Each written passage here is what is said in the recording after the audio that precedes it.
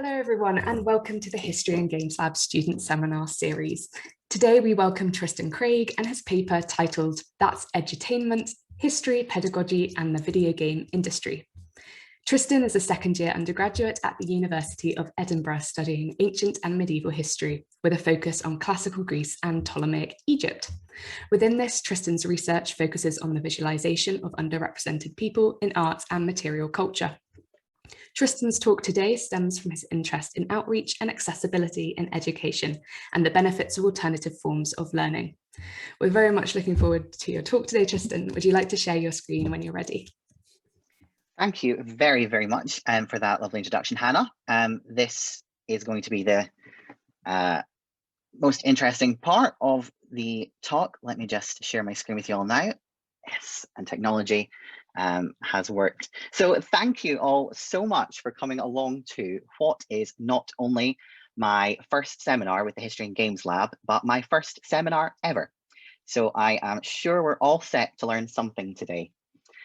Over the next 20 minutes or so, we're going to explore the manner in which history is presented in video games, the pedagogical benefits of gameplay, and whether there is potential to create an experience that does not forgo entertainment value at the expense of education and accuracy.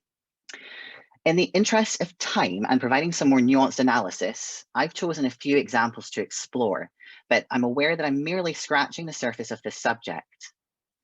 At the end of my talk, I'd like to invite you to consider some of the questions I've posed throughout, and I'm open to discussion on both the subject of history and games, perhaps bringing in some of your own examples, and the potential to expand their pedagogical benefits. So without further ado, let's dive into this afternoon's talk, History, Pedagogy, and the Video Game Industry. Now, video games have been at the center of many discussions concerning childhood development, and not always for the better. They're often posited as a catalyst for deviant activity in young people due to the heavy use of violence in a number of titles, with some receiving far more unwelcome attention than others. Now, some of the articles I've highlighted on this slide are discussing very specific examples, which I'm sure won't come as too great a surprise to many of you. And I could easily spend 20 minutes talking about why these statements are problematic. But I wanted to use the examples to preface my talk because for many adults, parents, and learning providers, this is the space that video games inhabit. A quick online search of video games and childhood development returns this as the top ranking featured snippet, complete with images of children slumped miserably over schoolwork and engaged in antisocial behavior, although at least one kid is having a good time. Interestingly, they're juxtaposed with peer-reviewed articles citing both the benefits of video game play and its problems. Now, the message is mixed, and yet it overwhelmingly focuses on the violent aspect of games. In an almost Socratic manner, they're often denounced for subverting the youth, or in a somewhat milder form of admonishment, deemed antisocial and the reason Timmy doesn't ever leave his bedroom. But what if video games could provide the very opposite of what these writers are so against? What if they not only facilitated learning, but improved the cognitive development of children through the type of gameplay they offer, perhaps without them even realizing? And what if we could unify these strands in terms of games which focus on historical themes to provide an experience that is engaging, enjoyable, and pedagogically beneficial? Now, these are quite broad and complex questions, but I'm going to attempt to answer them by analysing the extent to which video games have already been doing just that, and whether games which provide fictional representations of the past are inherently problematic, or whether there is merit in making history more accessible. So let us begin, like many great historical narratives, in ancient Egypt and Ubisoft's 2017 offering, Assassin's Creed Origins. For those of you less familiar with the series, Assassin's Creed is an adventure game franchise following the struggle between the Order of Assassins and the Knights Templar throughout history in various settings, from ancient Greece to Victorian-era London. Origins, set during the latter years of the Ptolemaic period, explores, unsurprisingly, the origins of these ancient orders, whilst introducing us to a number of historical figures, including Cleopatra and Julius Caesar. Now, it's worth stressing from the offset that Assassin's Creed is presenting a consciously fictitious narrative. Whilst it explores many real-world events, such as Cleopatra's deposition and the assassination of Julius Caesar, it does so in a manner that is contrived through the inclusion of fictitious storylines and characters, such as our central protagonist, Bayek. Likewise, the representation of the Ptolemaic ruler Cleopatra has received scrutiny for her portrayal as both outstandingly beautiful and excessively promiscuous. Ubisoft's 2018 offering, Odyssey, set in ancient Greece during the Peloponnesian War between Athens and Sparta, follows a similar trajectory, with true events such as the death of Pericles reframed to fit the central narrative, which I won't spoil the details of for anyone who hasn't got around to playing it, but I highly recommend that you do. So we have a blending of true history, and as far as we know, the details available to us from the archaeological and literary evidence, but delivered through a storyline which is, by and large, fabricated. However, alongside the games themselves, what both Origins and Odyssey introduced that is of particular relevance to our discussion today is a discovery tour mode. Available as free downloadable content for owners of the base game or as a standalone purchase, Discovery Tour allows players to traverse the ancient game worlds on a number of guided tours, taking us around sites of historical interest whilst providing accompanying narration. To give you an idea of what that actually looked like, I have recorded some gameplay from Odyssey, which, technology prevailing, I am going to play for you now.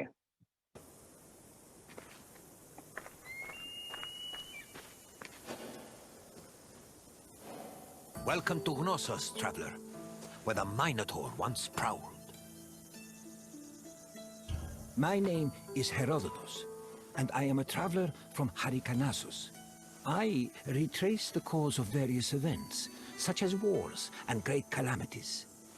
I describe what I see and record what I'm told, all with the aim of providing a better understanding of why these things occur. Look for me to introduce you to many sites. Knossos was the seat of the old Minoan civilization, where King Minos once supposedly ruled.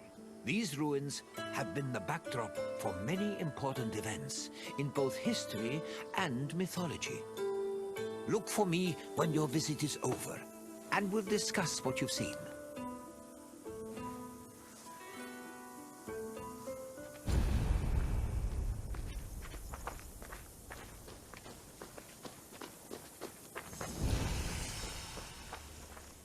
The island of Crete was first settled around 8000 BCE. Over time, significant towns and maritime trade began to develop.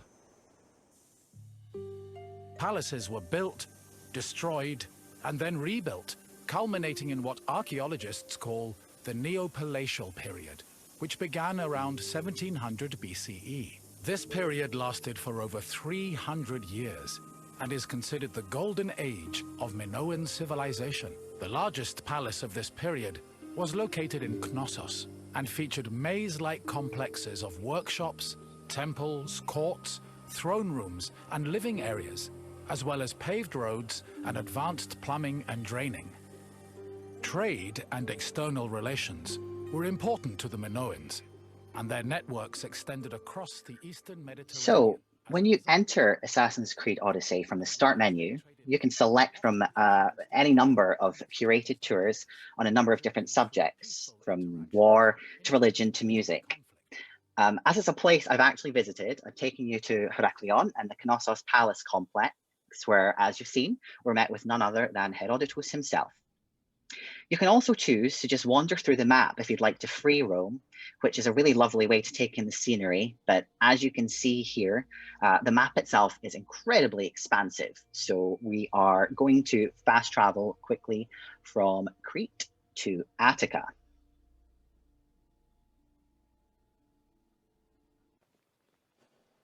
Here, we're met with another real historical figure, this time Aspasia, who will guide us along the Athenian Acropolis and provide some amusing anecdotes if you engage in conversation.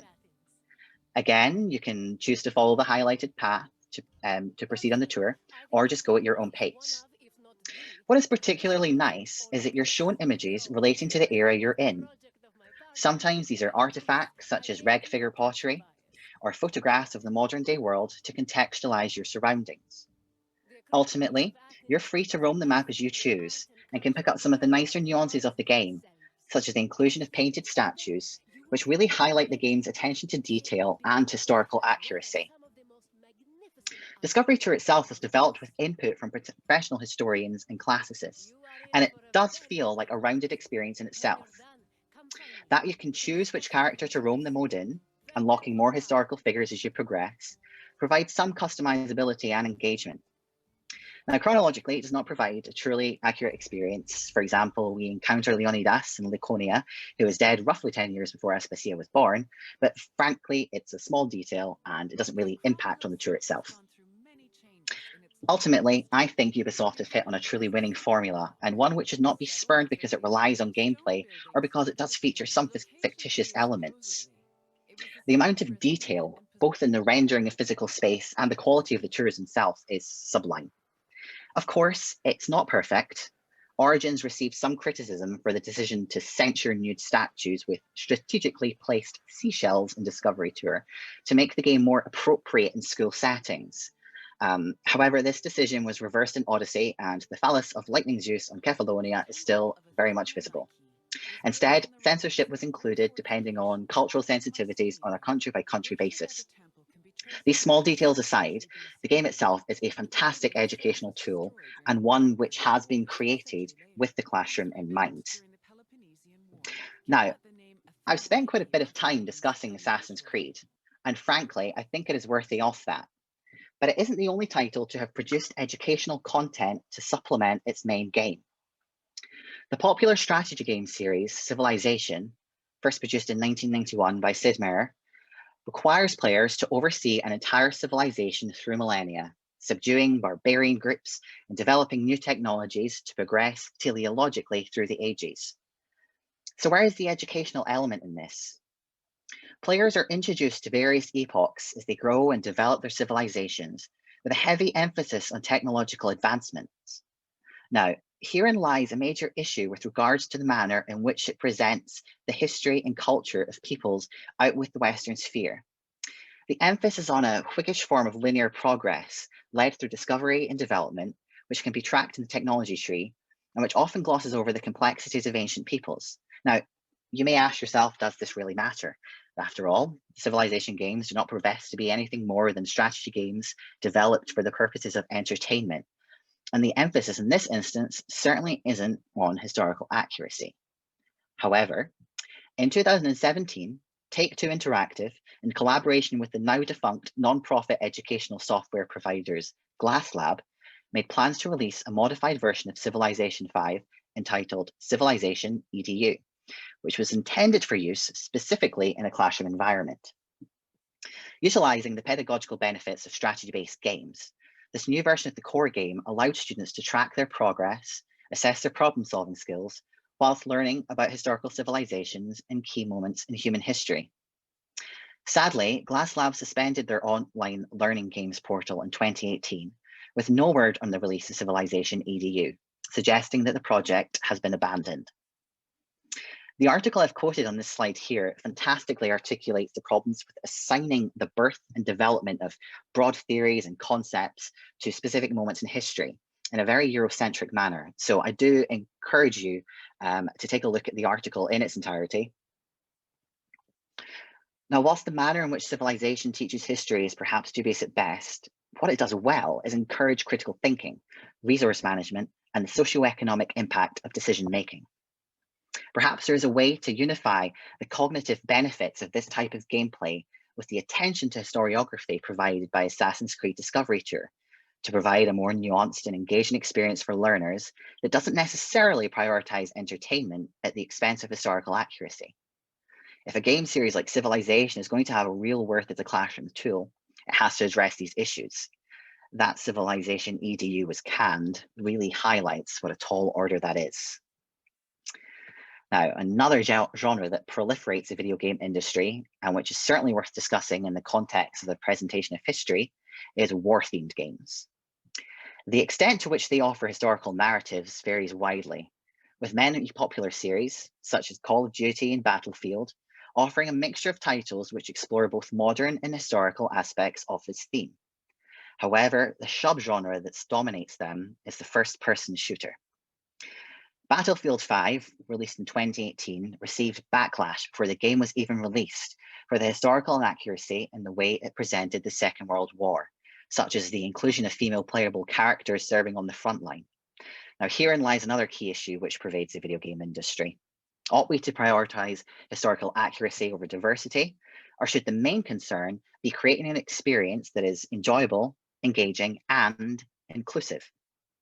Electronic Arts have, in this instance, opted for the latter, but shoehorning historical tropes into a game which is intended to be an entertaining, combat-centric experience leaves somewhat of a bitter taste in terms of exploring any pedagogical benefits of this genre. Despite its relevance, combat is but one aspect of warfare. The societal, psychological, and very human elements are less explored in this industry. Now, is it possible to create a video game based on the subject of warfare that puts combat on the back foot and instead focuses on the lived experiences of those affected by it? Can we remove graphic violence and weapon-based fighting entirely and still create an experience that not only engages an audience, but teaches us something about war in an historically accurate manner?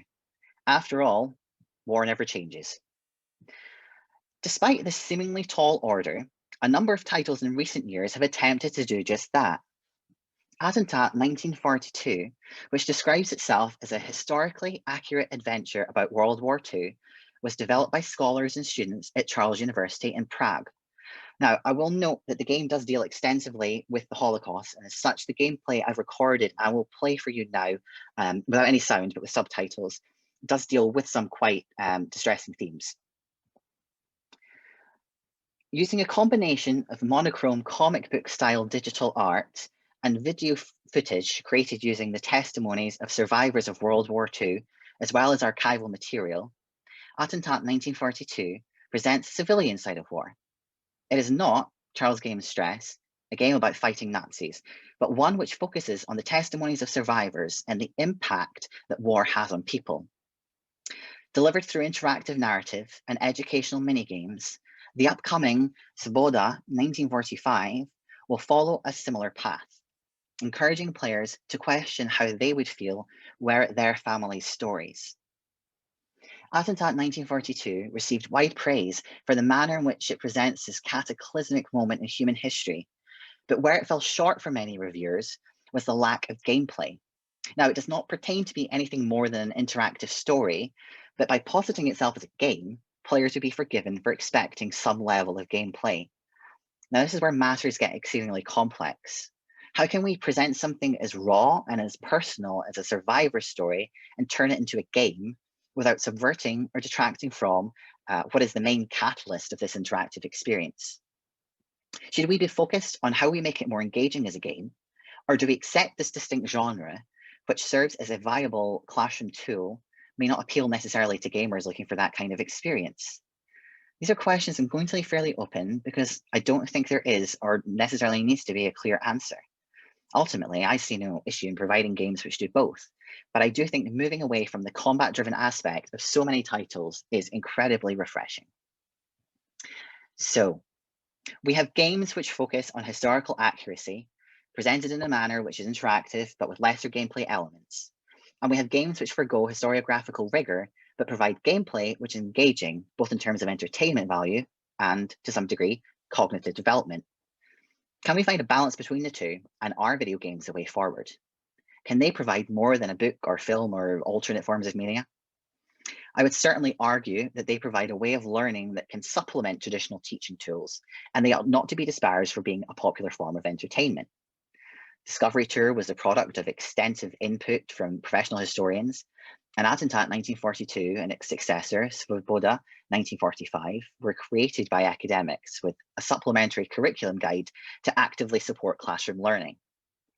Whilst titles like Civilization provide much more interactivity at the expense of historical rigor, the developmental benefits of strategy games are also worth exploring, we've just yet to see a large outcome that can serve as an educational tool. I hope today that I have been able to demonstrate to you all the pedagogical benefits of video game play and the potential to utilize them to present history in an engaging manner. If we can capture an interest in in students that is already there, perhaps lying dormant, then as educators and historians, I think we've succeeded. There remains a great deal of untapped potential in the video game industry, but the aforementioned games released in recent years are anything to go by. I think it's one which is continued to be explored, and I am certainly very excited at what the future may hold. So I will now conclude my rather whirlwind talk, but I welcome both questions and your own responses on how the industry has explored both history and learning and how it might move forward. Thank you all very much for listening today. Thank you so much, Tristan, for that fascinating talk. We're now going to open up the floor to any questions. Please feel free to put them on the chat or to use the raise your hand function. And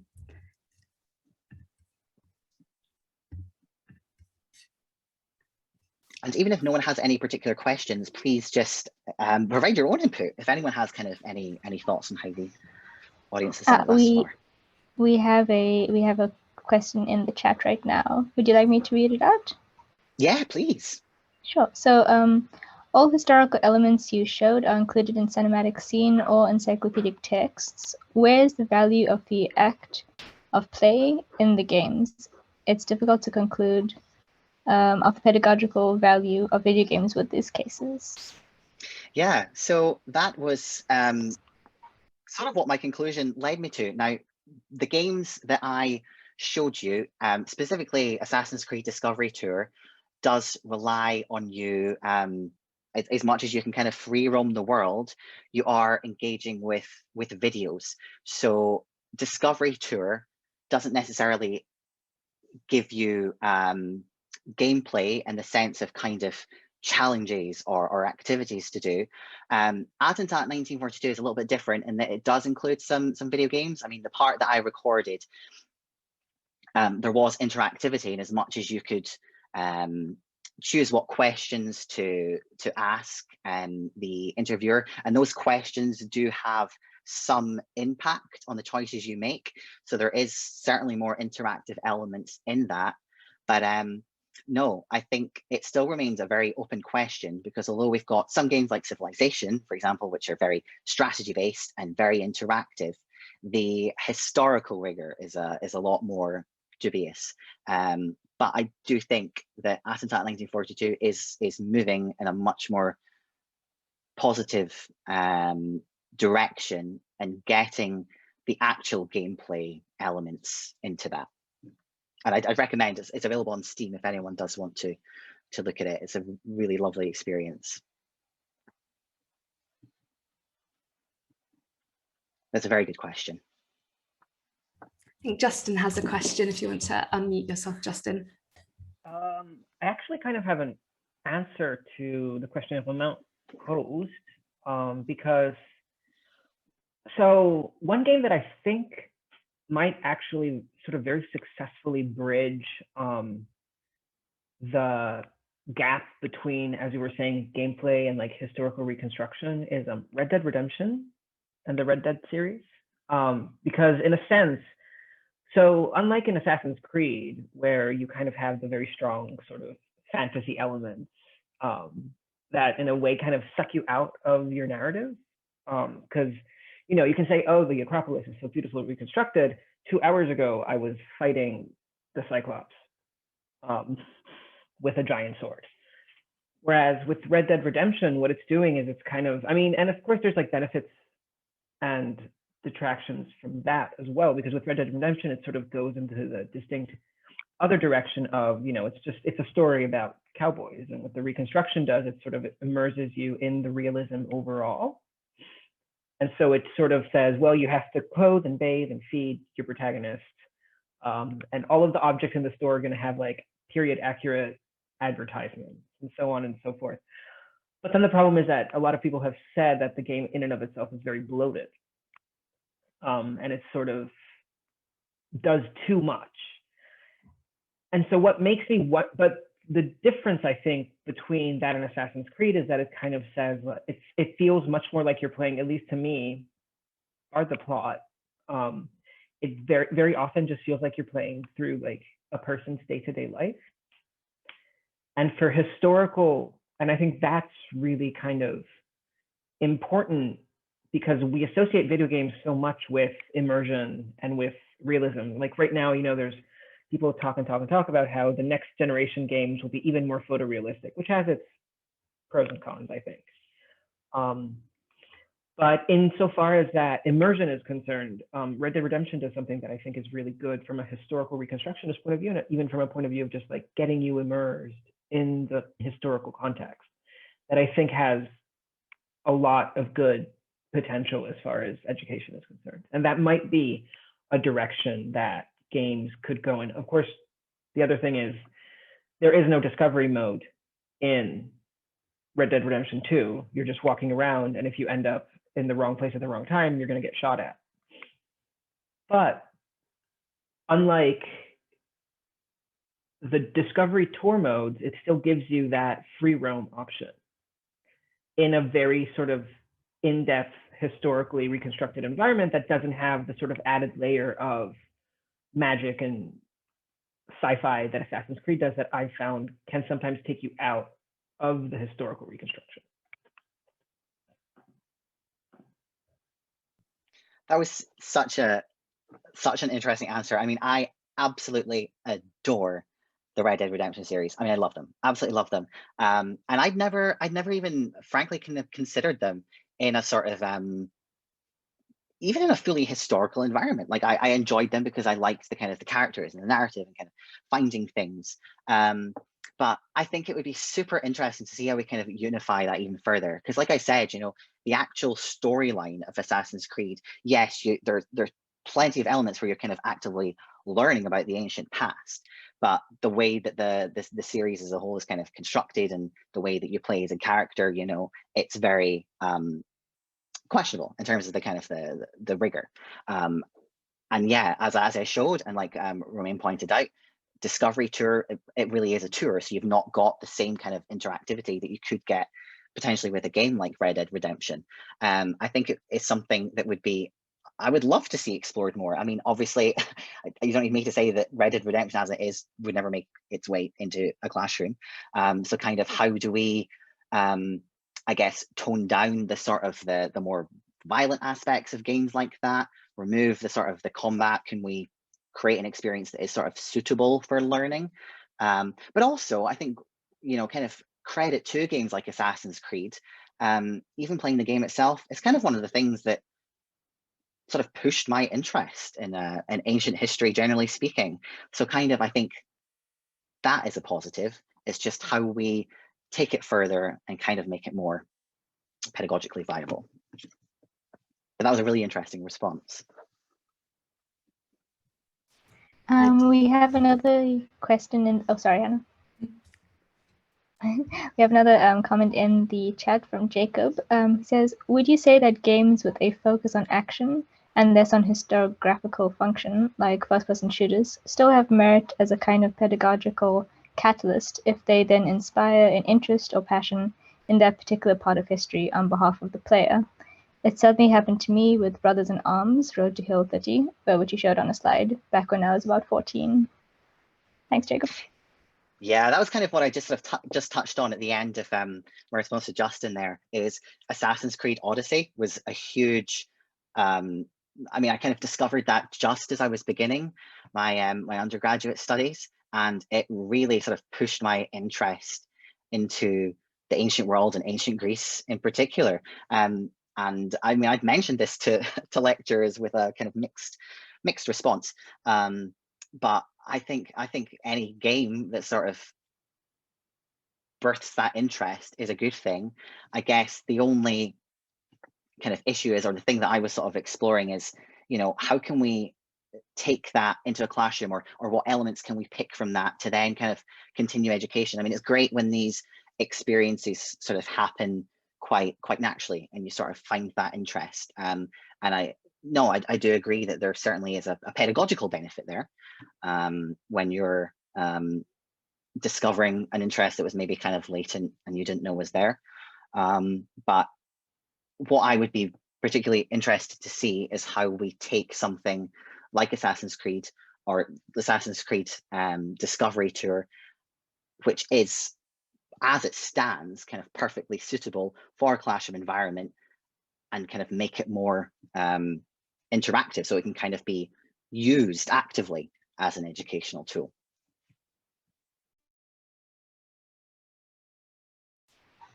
I think Jacob just had a follow-up comment there. He says, I suppose in that sense, they have just as much merit as a formal novel or any other form of media representing history, along with all the difficulties inherent in taking those into the classroom.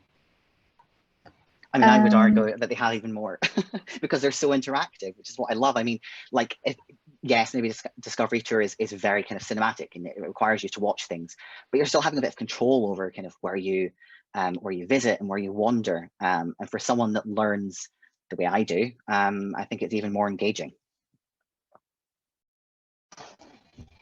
Matthew has a question. Is there a risk that model-based simulation games can actually be historically misleading through the need for abstraction or gameplay value? For instance, Europa Universalis has quite a detailed trade system that may have educational value, but ultimately represent trade as a one-way flow in Europe's direction rather than more complex interchanges.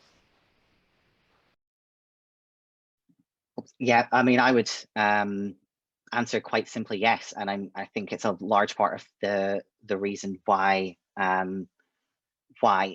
it's so unexplored thus far. Yeah, the extent to which we can create a simulation that is truly rigorous in terms of the historical inaccuracy is incredibly difficult. I think, so especially in kind of strategy games. I mean, we saw with Civilization ADU that it didn't make it to fruition in the end. I think it's probably not a question that I feel sort of competent enough to address right now. But yeah, I think any game which professes to be an educational experience is going to have exceptional rigor. I mean, Discovery Tour was the product of historians and Egyptologists, so there's a kind of a lot of merit in creating an interdisciplinary approach, and I guess that's kind of the key to what I'm coming back to. But yeah, I mean, the example that you've shared does show that it is a complex issue, and I think misleading anyone is something that we very much have to be aware of, whether we're educators or video game developers. But I think I would argue that there is kind of potential to explore it further. It's just how nuanced can we take it? You know, do we deal with very complex or very kind of acute matters, or do we present an ancient world which maybe just kind of scratches the surface on some of the complexities, but is still very engaging? These are definitely things we kind of have to keep considering, I suppose. Romain says, Assassin's Creed is generally just a movie when it's used in the classroom. The play stayed at home. And Matthew says, yeah, I think strategy games can fall into a trap that even if they're not intended as an educational tool, the level of detail ends up implicitly being that.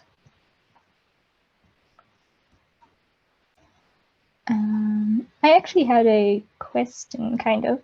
I was wondering whether platform would be very important in trying to figure out, what would be easier to use as a teaching implement. I would think tabletop would be easier because with video games, people expect action and, it's simulation. But with tabletop, I feel like it's a bit easier.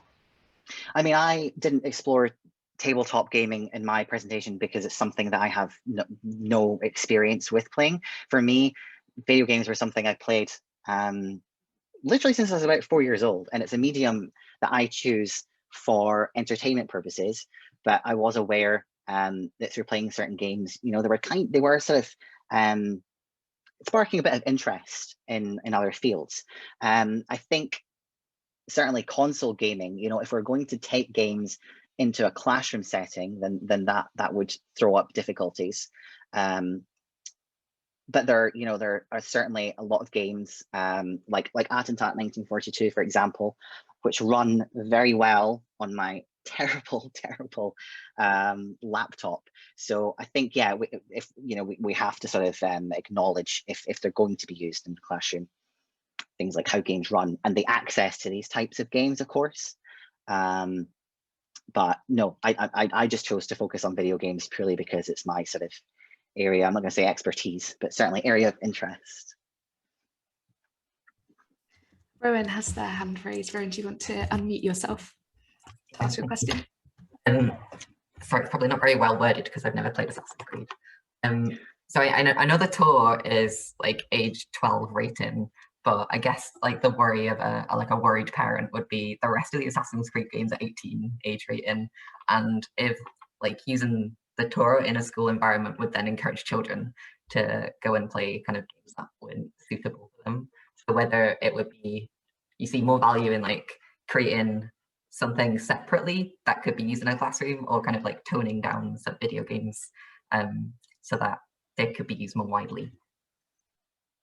Yeah, that is such a good point. And I mean, I would certainly never kind of advocate for toning down all games, because I mean, I love playing kind of combat driven games, and it's my way to relax. I certainly would not advocate for that.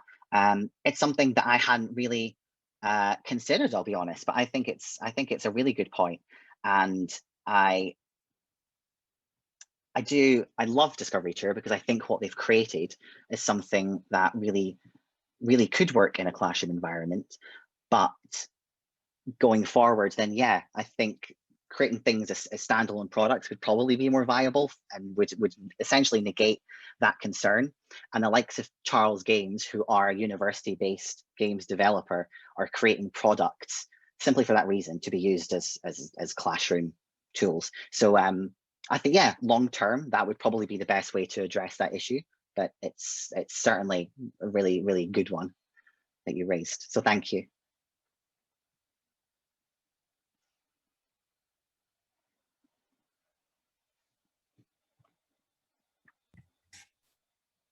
Are there any other questions? Rowan, I can see your hand's still up. Did you have a follow-up question, or that's okay?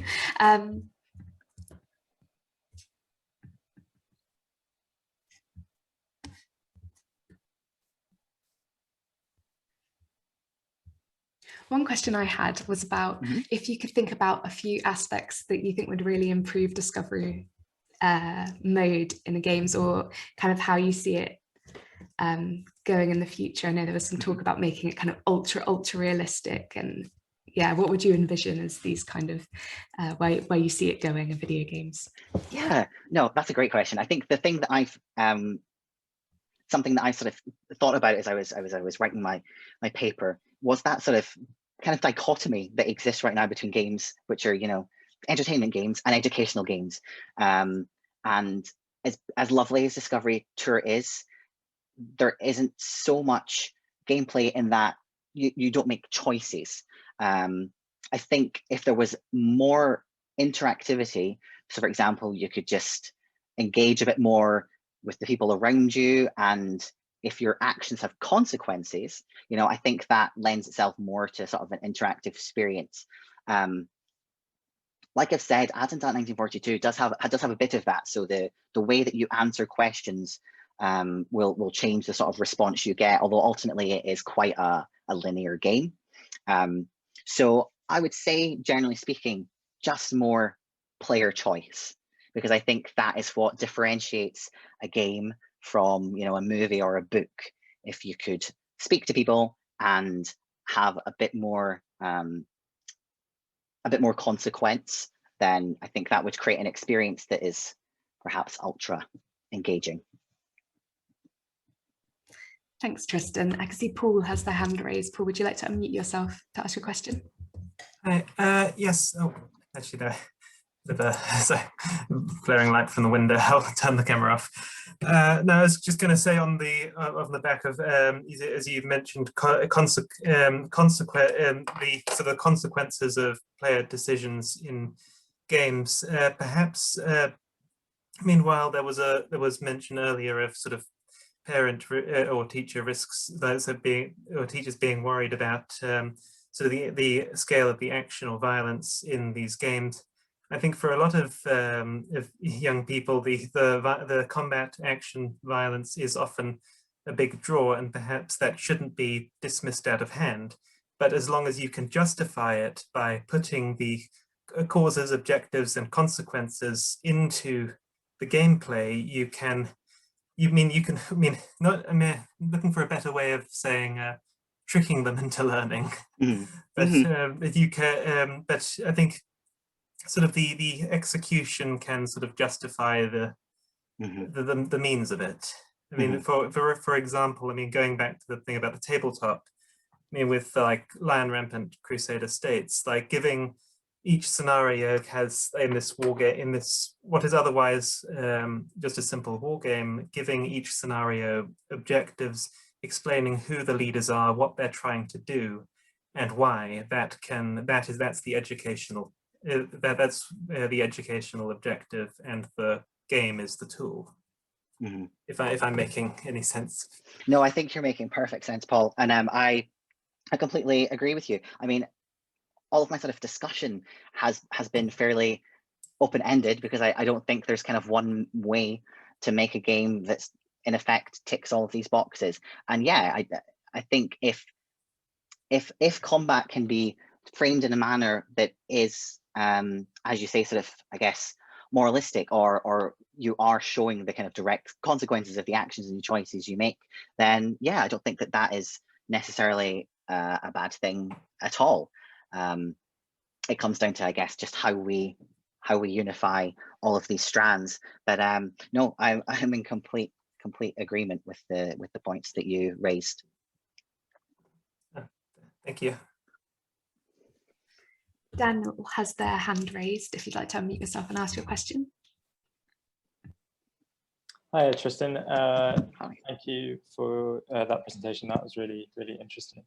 I just had a question about sort of what sort of become quite apparent is the various benefits of presenting realistic history in these video games.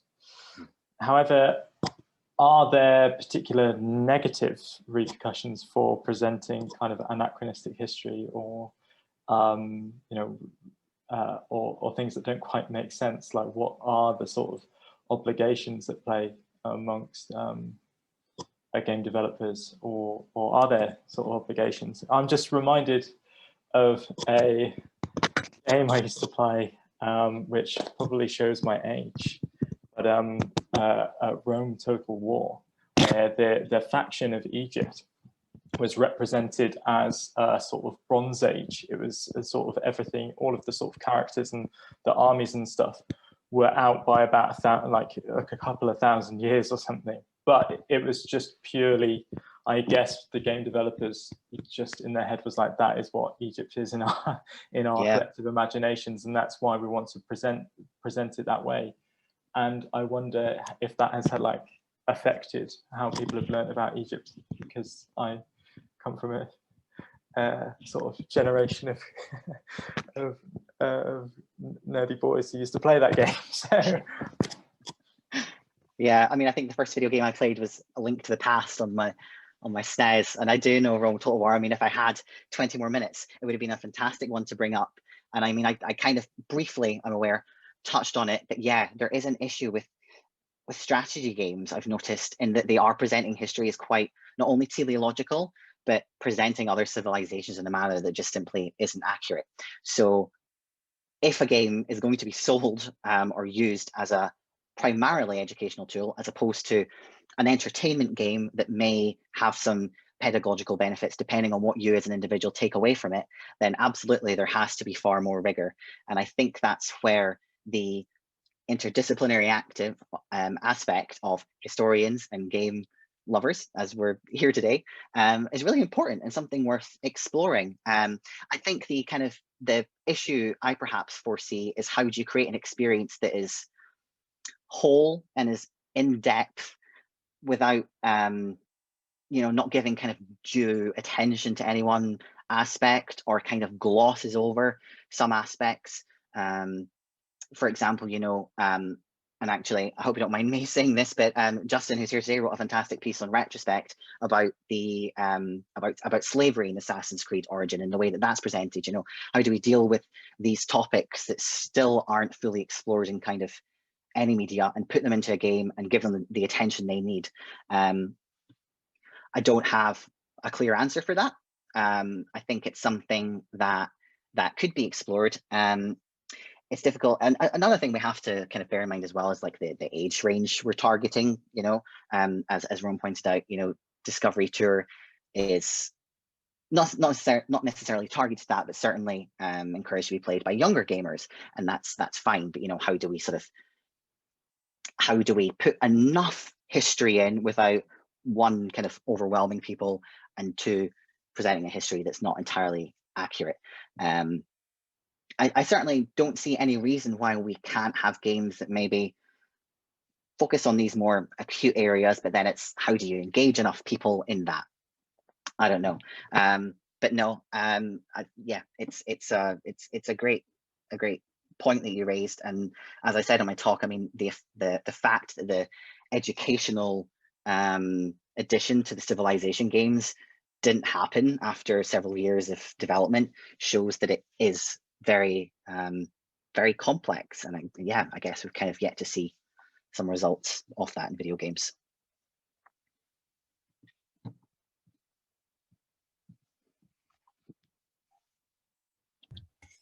Are there any other questions for any attendees?